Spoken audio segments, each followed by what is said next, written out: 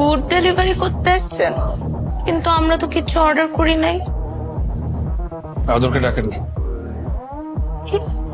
May I know আপনার পরিচয়টা কি? ওকে গিয়ে বলেন ওর বড় ভাই আসছে। And I'm his wife.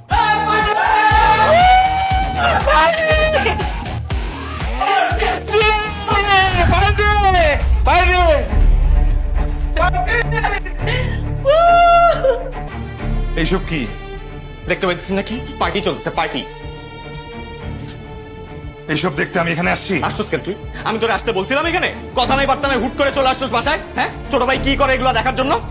এই আইনের সময় তো আজের কাছে হাজারটা ফোন দেস, আজকে ফোন দেওয়ার কথা মনে ছিল তোর?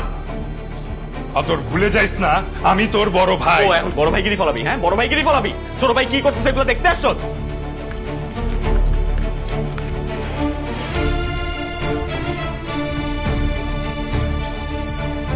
তুই কি আমার সামনে সিগারেট ধরেলি? দেখতেই তো পাইতেছিস ধরাইছিস। এখন কি গার্ডিয়ান গিরি ফলাবি? হ্যাঁ, তুই কি প্রুফ করতে চাস?